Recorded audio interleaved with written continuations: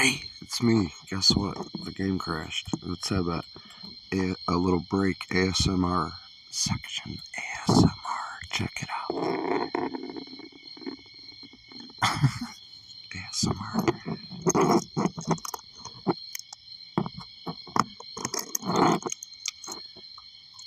Got the pave.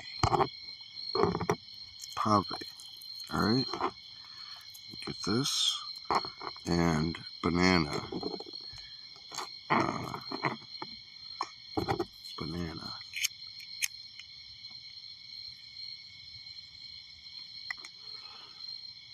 And Mr. Patrick Tehan. Are they really a narcissist? NPD, narcissistic personality disorder versus complex post-traumatic stress disorder, CPTSD, and childhood trauma, right? So, about narcissistic personality disorder and complex post-traumatic stress disorder. So, looking in depth at these two issues, NPD and CPTSD, what are the differences? What are the similarities? An NPD individual certainly has both, since NPD is mostly a result as the childhood environment. In other words, with both issues, it's all trauma, but not all childhood trauma results in NPD. CPTSD is a diagnosis that differs from traditional PTSD as it refers to multiple traumatic experiences over time, rather than just one traumatic experience like a car accident or war or assault. CPTSD is not recognized in the U.S.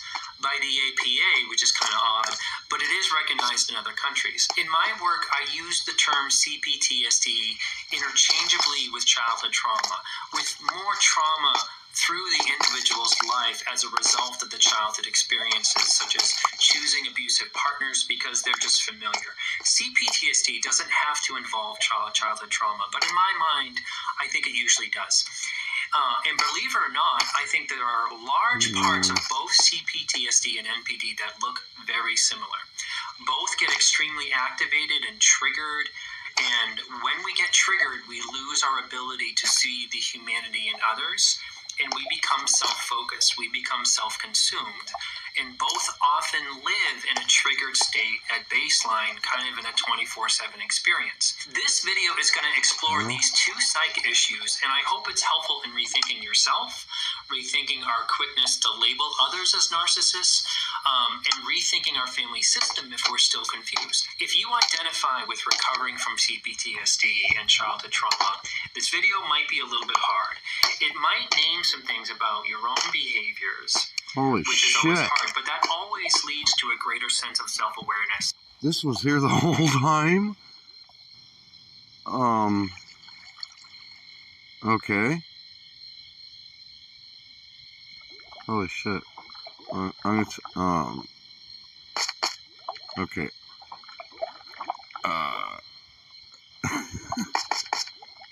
Huh? What the fuck?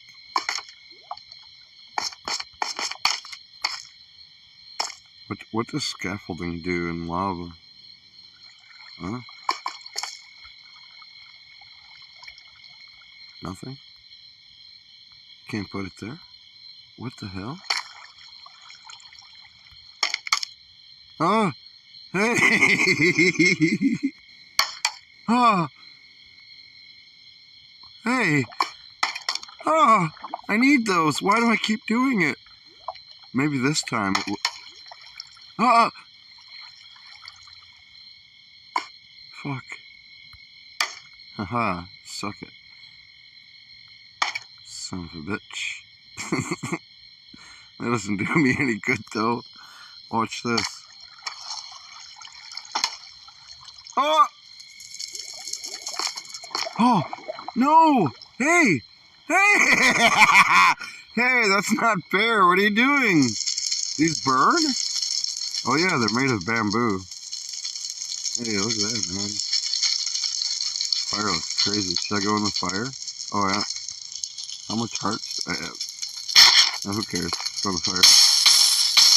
Yay, fire. Stop.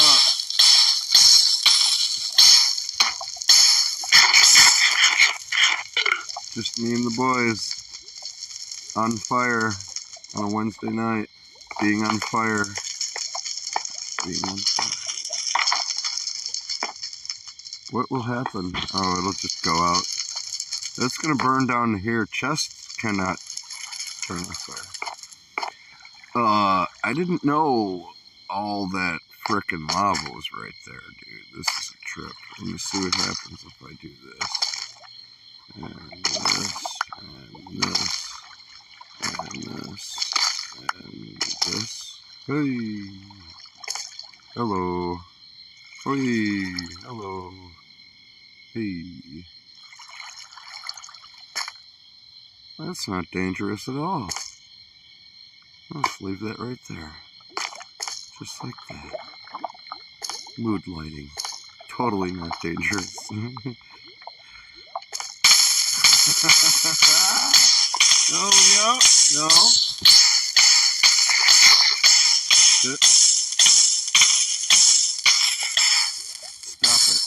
Stop it.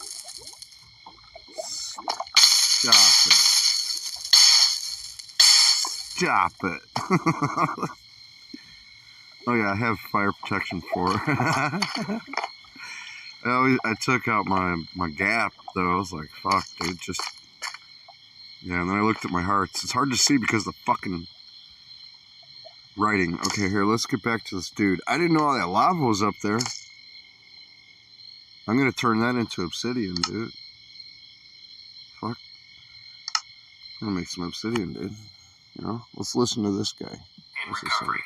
If you're new, that always leads to a greater sense of self-awareness in recovery. If you're new to me or new to the channel, welcome. If you like this video, feel free to hit some buttons on the screen. You really can't miss with any of the buttons. I know. The work that goes into this channel over all up here. Channels. I know. All the links in the description if you're inclined to do so. Okay, cool. So at times, in my early recovery, I was extremely reactive, especially around if I felt that others were letting me down. I was extremely controlling around how things kind of might look, like in group settings, like playing in a band, that kind of a thing. I was also pretty chaotic in my dating life, starting things out of loneliness or desperation, and then quickly deciding that I didn't want what I had just started. And I tended to have very intense, fast connections, which I think is really in line with a lot of the childhood trauma stuff. I could also be outwardly moody, took things way too personally, struggled with anger, had some pretty heavy, high maintenance kind of energy going on with myself. I didn't always brush my teeth or tip waiters. I'm just kidding. I was just making sure you were still with me in this horrible confession. I've never not tipped a waiter, but I definitely skipped on brushing my teeth here and there. Anywho, what to make of all that I just described? That presentation I'm about to show, that I just gave, and think about it in terms of the infographic that we're about to go over on these two issues. So yes, there's a lot going on with this infographic.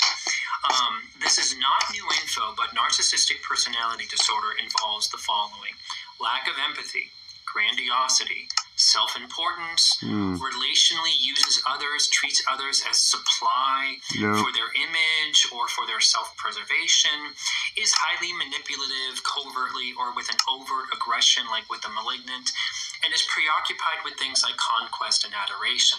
An individual with this disorder has a broken self-monitoring system. Think like a camera that's in our psyches watching what we do. Was that joke about the waiter thing too much? Am I being extra? And that lack of self-awareness makes them shameless, makes them insufferable, arrogant, and shallow. Yeah. And notice in the middle that I have this phrase, fixed ego. We're going to come back to that later. On the other side, on the right side, for CPTSD, as a result from childhood trauma, the diagnosis usually involves hypervigilance, self-sabotage, shame, lack of affecting others, real or imagined, relational attachment issues like control. Try not to think of that about as just being a controlling person. There are other ways that we can be controlling, and those with CPTSD tend to be survival-based instead of supply-based, which there is a difference, and I'm talking about that relationally, and we'll come back to that later too.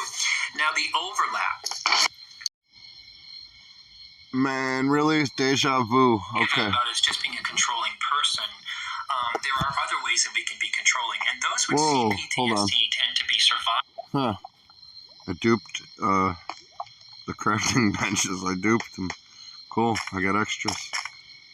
Alright.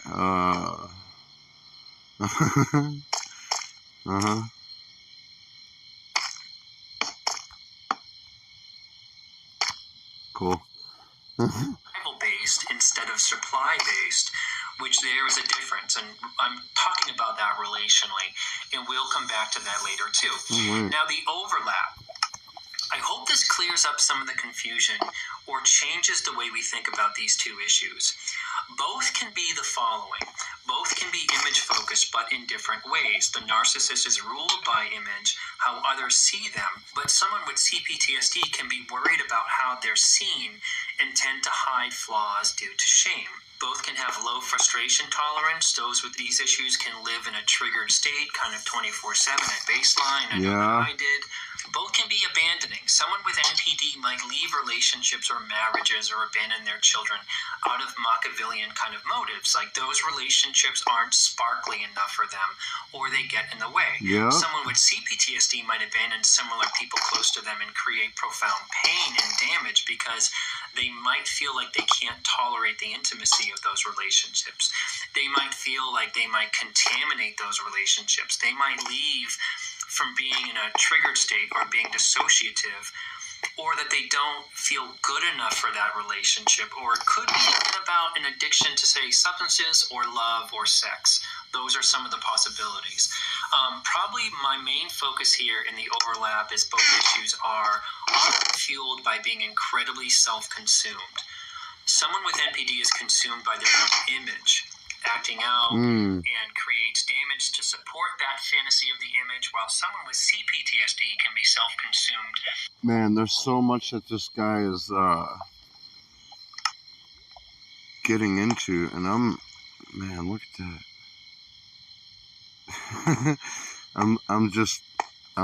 Man, there's so much to take in this game right now, and just, man, he's saying a lot of crucial, critical things. By their trauma survival, or it could be about an addiction to, say, substances or love or sex.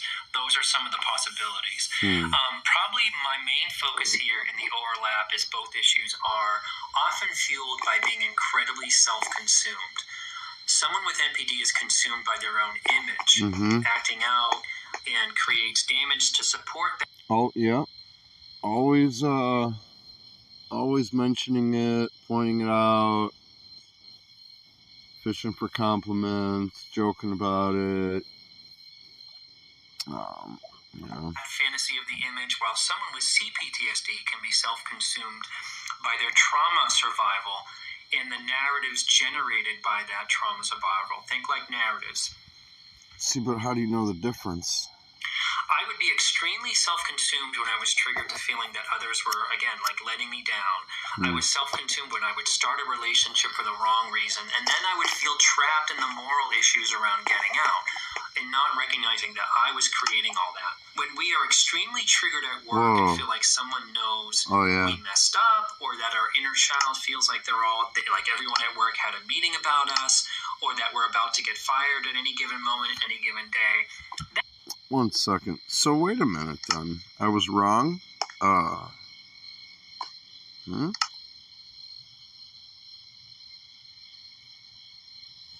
You can't make anything out of deep slate? It's just a pointless block? That's all it does. It just exists. Did they... I mean, it looks badass with this texture pack, but did they add any functionality? Was it like a placeholder block?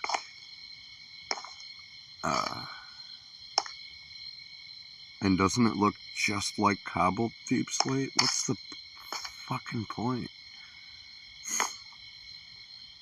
You can't do anything with it?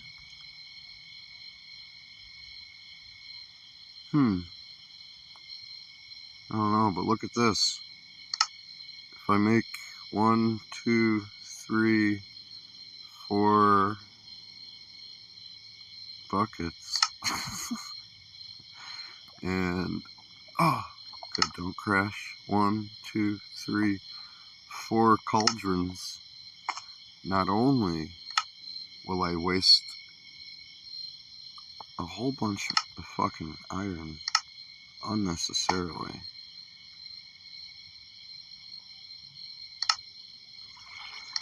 but then I will have a whole bunch of extra buckets. And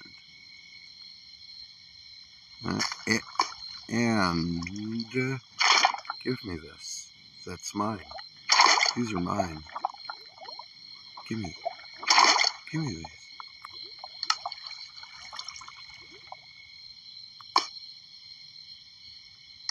Fuck gravel. Give me this. Hey! Look at the buckets of lava. Give me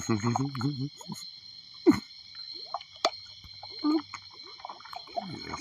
This is mine. Gloop. Gloop. Now I have all these. I have this. And for whatever fucking reason, I never thought about... Wait, okay, so one thing. If you jump on the cauldron with lava, it'll fuck you up, right? Where can I put these fucking things? I was gonna put this motherfucker somewhere. Wait, can you put... I have so many questions. So many things. So many things I want to know. Can put that right there. Oh! Wow. What? Whoa.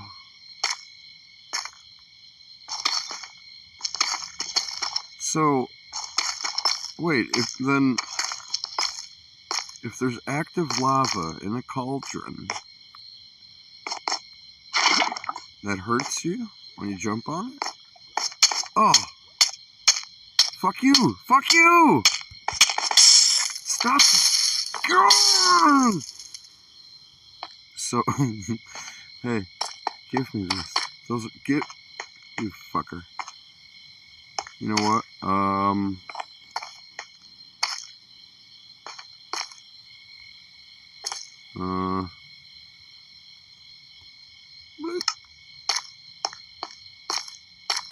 Give me this. And get this fucking bullshit out of the way. So, it'll hurt me.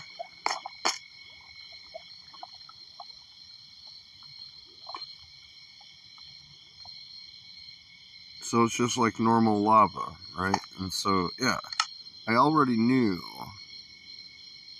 this. Well, I don't want to waste my one thing. But if I put water, it'll turn in... Wait, no.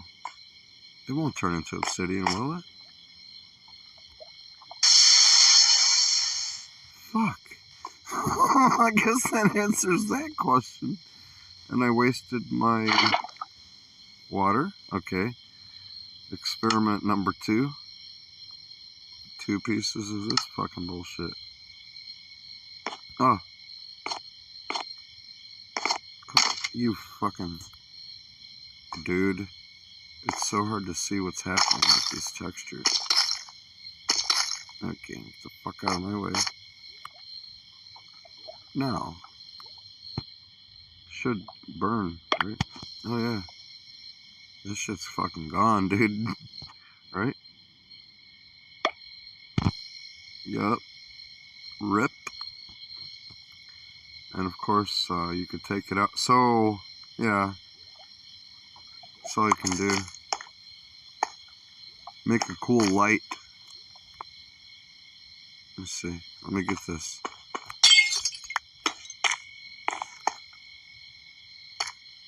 Wonder what it would look like when it's dark. Let me see. This room is going to get bigger anyway. Whoa. More lava above me? Oh, yeah. There is. So, shit. Oh, fuck. Yeah, that doesn't work at all. What a mess.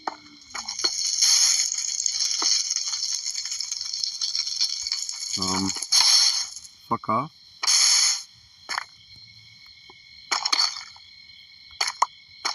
Oh yeah, I'm on bedrock. Shit. I just wanted to do a damn simple thing. Can there...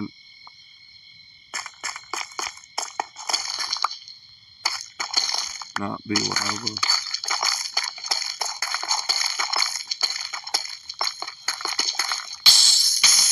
I guess fucking answers that question. You son of a bitch. Anyway, okay, you know what? You fucking know what? That's fine. This is fine. Fuck you. Fuck lava. I was just gonna put one of these. Here, you know what? You motherfucker. How about this? Make it dark in here?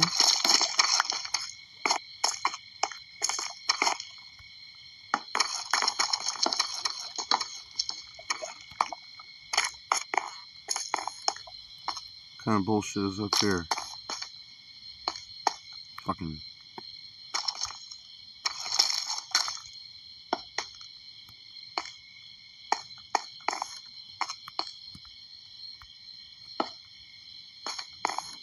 So that lava is like the only light source over here, right? Let me turn off these two. Fuck it.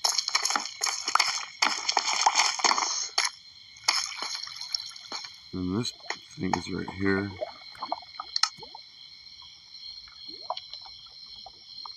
If you put a slime block, does it... No, it's like, well, it's like solid in this one. Still lets some of the light through, I think.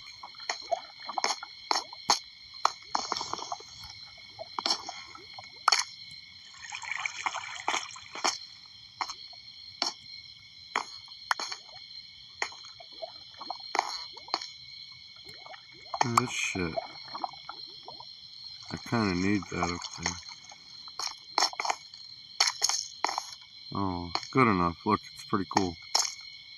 Lit up over here. I just want to see how this will glow. Like,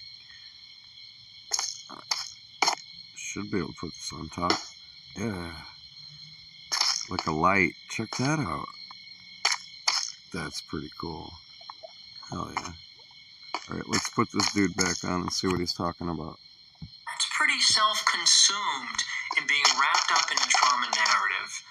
Both can be highly dissociative, like not in their body, really in their heads, in a narrative about people, places, and things. Both can be highly controlling, but for different reasons. A narcissist might get enraged if their partner forgot to bring, say, wine to a party. The rage is about that they don't have the wine now to elevate their image with the rest of the people at the party.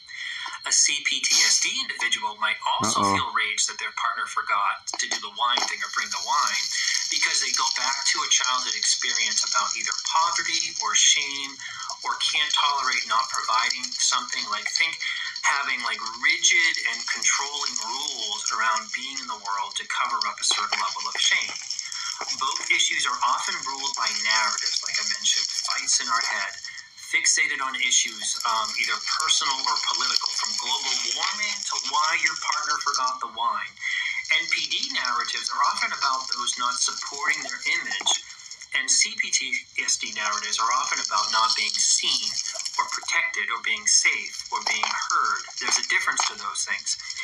In fantasies, NPD fantasies can be rooted in, like, say, being a rock star or a president or living in an elevated state, almost being godlike, where CPTSD fantasies can say, like, can also be a rock star or being seen as helpful, or fantasies of finally being able to be financially safe.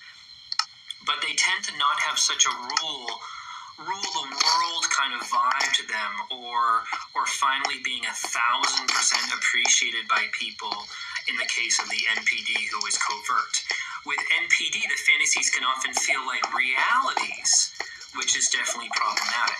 Coming back to the NPD wording in the middle there of the fixed ego and the malleable ego for CPTSD. I know malleable is a weird word. I don't mean that it's easily manipulated emotionally, although that can be true, but I mean that the ego is more workable, or it's changeable, like a changeable ego. With many CPTSD individuals, ego can be affected by like recovery or change or boundaries or some tough love lessons from someone.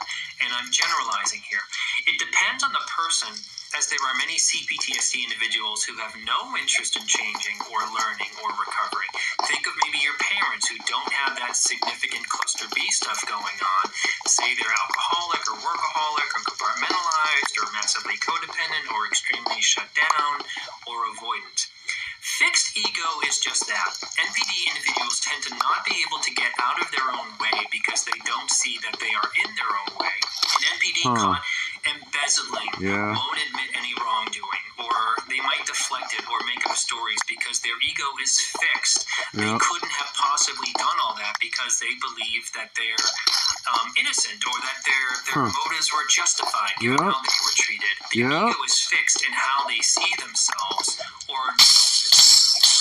behavior. CPTSD individuals who are, say, caught embezzling, I know that sounds silly, but or it's a silly thing to pick, has a greater potential to learn from that. It's like, oh, gee, like I was really feeling entitled and wrong, and I took way too big of a risk, and that backfired here. The ego is malleable, changeable, teachable.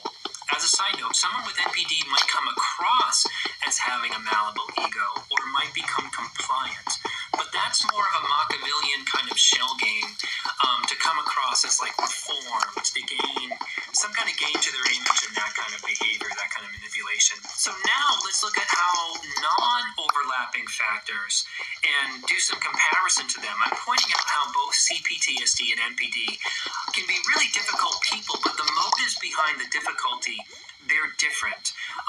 These are not exact opposites, they're more contrast to get a sense of both issues. A trait of NPD is being self-important, entitled, me-first kind of energy. And I've paired that with the CPTSD quality of self-sabotage. Someone with NPD will definitely take the last parachute in a plane going down, with the argument that they are the most valuable person and they should get it, while someone with CPTSD might refuse the parachute for not wanting to say, owe anyone anything, or not want to live at the expense of others. I know that that's a silly example, an extreme example, but just think about it. The trait of grandiosity with NPD is an opposite to the CPTSD quality of shame. And remember that last infographic about being shameless on the NPD side to being shameful on the CPTSD side. And that is also applicable to the goofy parachute analogy. Someone with NPD is often relationally focused on supply. They get their kids or their partner or their partners or strangers to supply the means to uphold the image of themselves. Someone with CPTSD is survival based. They often can't tolerate being alone or single for being triggered back to abandonment. There's a big difference in their relational motives going on there. An NPD individual might be highly relationally manipulative, either covert or overt, and both are highly damaging. With NPD, the manipulation is self-serving in relationships and can easily move from one relationship to another without grief or processing the transition. Relationships are the game where the NPD individual will practice manipulation, where someone with CPTSD might control attachments or relationships out of their attachment wounds. And CPTSDs, they might abandon from a trigger place, while the NPD does it from a supply place. CPTSD might control the dynamics of like not wanting affection or be overly focused if their partner is cheating, but it's coming from the childhood wounding, where someone with NPTSD is not connected to their childhood wounding. There's a big difference there. And another big difference is the lack of empathy versus the lack of affecting others. NPD is shameless, lack of remorse, lack of authenticity around empathy. And it can be fabricated to suit the moment, but it's not real. With CPTSD, there's usually a lack of knowing that they are worthy of empathy. or they might confuse empathy with manipulation, Huh. and they can be triggered by that. CPTSD can also have way too much empathy, as codependency is often a root issue with CPTSD. So complicated. Lack of affecting is a symptom where those with CPTSD often feel invisible to others, and that you're shocked if your coworkers like you and they want to connect with you. CPTSD often feels like living in a bubble, and sometimes you may hear me sort of say in my videos, it's like growing up in a vacuum. CPTSD individuals are often shocked when people see us, where NPD is like, why aren't you constantly seeing me? Lack of empathy and lack of affecting others or knowledge thereof are both rooted in not knowing how we come across in kind of a self-consumed way. Now let's explore what I'm offering is the most overlap between these two issues. The most important thing in the video is being self-consumed, or if you like, self-involved, or if you like, self-absorbed. All of those are like ballpark ideas about what I'm expressing. Both those with NPD and CPTSD share the following self-consuming behaviors. Acting out from triggered narratives. Both can be like, you did that on purpose. Both can be entitled, but that sense of entitlement is done in different ways. Both can leave relationships callously or easily, maybe for different reasons. Both can engage in or cause drama. Both can project, and I mean project parental figures onto others, not the traditional like, I'm not mad, you're mad kind of projection. Both can have a reserve of rage and can act from it. Both can be unaware of their impact on others. Say, someone with CPTSD may overly apologize from a neurotic, shame-based place, and that's still not seeing the other person you're apologizing to, and they probably don't want all that apologetic energy from you, but you're so in the narrative. And yeah, it's definitely not narcissistic. I'm not comparing that to narcissistically raging at someone, but the rules kind of still apply to the narrative and not seeing the individual in front of us that we're apologizing to. Both can be unaware of the upset in others. Not all CPTSD survivors are, but I find they can be on a spectrum between being overly aware of others, or they can be completely unaware of others and what's going on for them. Both can be self-seeking, say in relationships like I mentioned, but again for different reasons. Both can be unable to show up for others. A parent with NPD is too important to fully show up for their children, but a parent with regular old CPTSD might be unable to show up due to codependency or being focused on others, or they were raised without any kind of family connection and assume that not showing up for your kids is kind of how it's done, or that they'll mess up showing up so they don't bother doing it, or that they're too much in sort of some kind of pain. In no way am I minimizing that behavior or excusing it. It is abusive parental behavior. I'm just listing non-NPD possibilities for the abusive parenting. Both are egoically defensive. You know, they are difficult relationally, but for different reasons. Someone with CPTSD might be defensive about being called out on something and take it to a really huge place. Doesn't mean that they're a narcissist who might take being called out as an invitation to now a new personal war. Both can be incredibly self-righteous, which is a top-tier clue that someone is in a triggered state, triggered to their childhood trauma, but they don't know it. When I had just started my childhood trauma work around the age of 20, I was really young, but I really had some self-consumed behaviors that I had a lot going on back then. Relationships were a mess. Either I was overly anxious, attached, or would leave things easily, like I mentioned. An example, my first childhood trauma group was at 9:30 on a Tuesday. And I was such a mess back then that I would often show up like 30 minutes late, 45 minutes late, and I would miss most of what my other group members had discussed or checked in with. And after a few months of that, you can imagine how triggering that is. They rightfully started to bring that issue up with me. But I was so consumed with shame that I almost couldn't handle it. And that a lot of that related to not knowing how I was affecting people, how I affected others. I had no idea that they actually noticed I was late because I grew up in a vacuum and I grew up in neglect. It's shocking when you think you're invisible and someone's just like why are you tiptoeing? Do you resonate with that? So we can look at all of that self-consumed energy as simply having a narcissistic injury. It's there for good reason, and that term isn't just for those with NPD, and they go into a cage because they have a narcissistic injury. Lots of us have them, and that's why we're probably confused and feel like NPD is an epidemic, which it isn't. We don't know how people affect us, which is evidence of being kind of self-consumed in a weird way. In addition to that, I was around 20, where developmentally we're just beginning to move into maturity and leaving like a natural self-consumed stage. I think like both things are true for like what I was like back then. So when you're thinking that someone is a narcissist, they actually just might be 23 and have never been parented like I was. In addition, I had a lot of trauma-based rage. I could cause drama because of the narratives in my head that ran me hard. And related to that, I also projected a lot. I projected a lot onto other people, my parental figures. I often felt somewhat entitled as having grown up in poverty. I looked at like the kids my age who were assisted into getting into college by their families. I looked at them with like disdain, and I looked at those families with disdain. And I had a lot of disgust for those who were better off. And I felt like I had the one-up on them, like more common sense, like more kind of like blue-collar kind of sensibilities.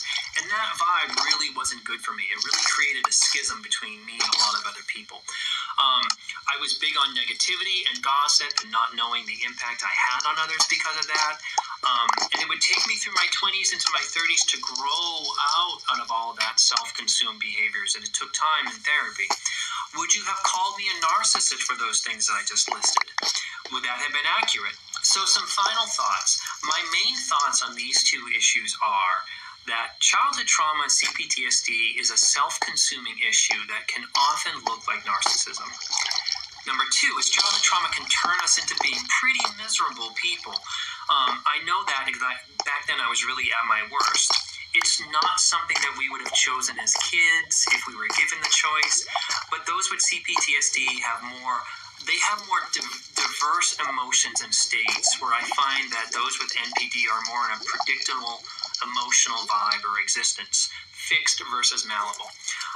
The third topic is, with the current culture of online recovery being hyper-focused on the narcissistic parent, for good reasons and bad reasons, we are throwing around the term narcissist too easily. And we're often overly subscribing it, overly labeling it on people who perceive as just difficult or self-focused. Number four is, I see many childhood trauma survivors being very vigilant about narcissism or narcissistic people.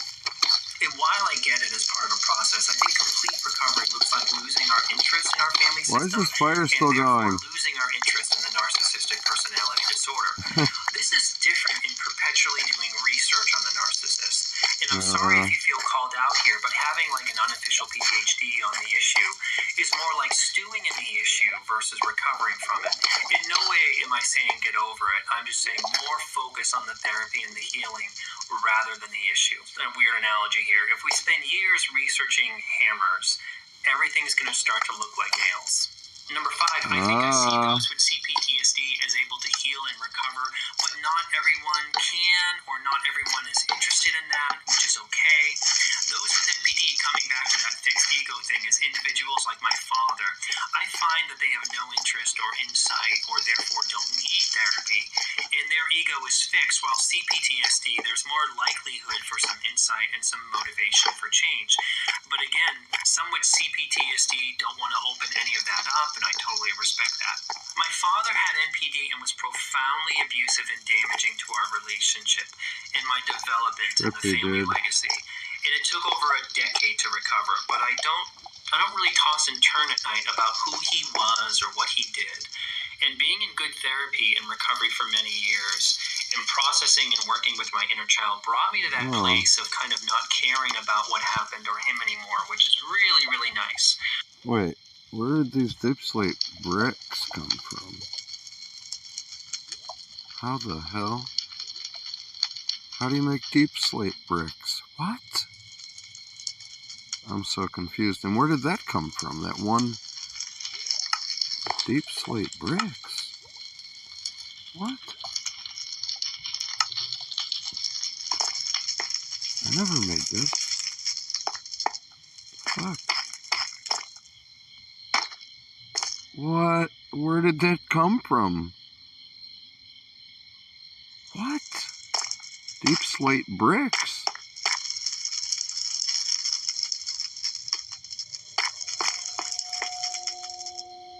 Yeah, that's creepy as fuck. So I don't know, moving man. on, here is what to do if you're confused. I'm confused. If you're confused if the person who ghosted you, or your boss, or the family member, or that bad roommate, or yourself, or your friends, or that teacher, or that young person who rear-ended you, so to think, are they really a narcissist? I think the defining piece of NPD is that vibe of self-importance, martyrdom, and also that they can't be gotten through to. And that's all in this game of ego and conquest, and that there's this crazy making element to them, and that there is retribution or vindictive sneaky behaviors or provocative statements, or the intent focused on you in the beginning, like love bombing or putting you up on a pedestal. Those are some top tier signs. As a side note, this is common for what I see with my clients. If you fear that you won't be able to recognize someone like that again, or that someone like that will come back into your life, like having to have a narcissistic personality disorder, I really suggest working on your family system and work on your trauma about what happened to you to process that, and you'll most likely reclaim in a good enough way the ability to see it for what it is up front. I don't think constantly researching gets our intuition back. I think that just makes us more hypervigilant. But what if that person you're involved with is difficult because they grew up like you, but maybe in just different ways? And I'm saying this for perspective. I'm not trying to minimize. I'm not trying to shame you into being more compassionate, just to change the way we look at things. What if they behave narcissistically like I did, but they aren't the real deal? Maybe they are dismissive, avoidant because their parent died, and then an evil step-parent kind of moved in, and now they can't tolerate closeness, but they aren't aware of their story in that way. What if that boss can't deal with conflict and they never step in or advocate for you because they grew up with an abusive bipolar parent, and their inner child can't tolerate the tension because escalation was always terrifying for them? Or that no one ever advocated for them, so it's kind of a foreign possibility from them. They never think about it. It doesn't mean that they're a covert narcissist. What if that person who breaks up with us over text grew up totally neglected and unparented around doing the right thing, and they can't handle showing up and honoring their time with us in the relationship? All of that is narcissistic and self-consuming, sure, but it isn't necessarily the real deal. What if those with CPTSD had access to good therapy and good recovery, and were able to own authentically their kind of self-consuming behaviors? There's a big caveat again, if they were interested in it. But I think that malleable egos have more capacity for change if they were to seek that out. And at some point, I'd like to do a video on how people are drawn to recovery and healing stuff, and they really soak it in like a sponge. And some folks with CPTSD are incredibly therapy resistant, incredibly insight resistant, if you think about your parents in some ways. Whew, that was a lot of info to throw at you guys. I hope it's helpful. I hope you're not more confused. Leave a comment. I would love to hear what you think. I'd love to know if you ever wonder if your self-consumed usually causes kind of a shame attack in us. Can you relate that to your childhood? How do you feel about my suggestion to stop focusing or researching the NPD? You probably know enough by now. Is that suggestion annoying to you or dangerous to you in some way? I would love to know why. And as always, may you be filled with loving kindness. May you be well. May you be peaceful and at ease, and may you be joyous. Thank you, bro. It was cool. I'm gonna have to listen back to all that, like probably a couple times, really understand it and get more of a grasp on each particular point, because that was a lot of technical info all at once.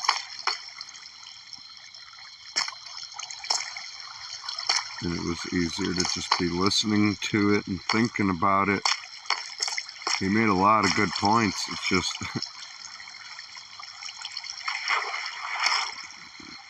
yeah.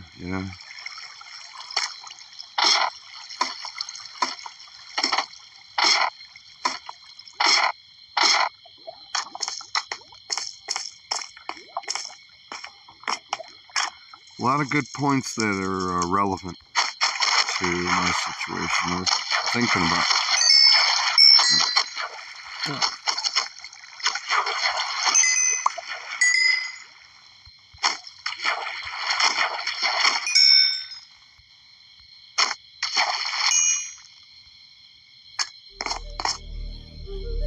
Why is this on fire? strange. Alright. Yep, I'm gonna do some stuff here, and yeah, I'll see you next time. Alright, bye!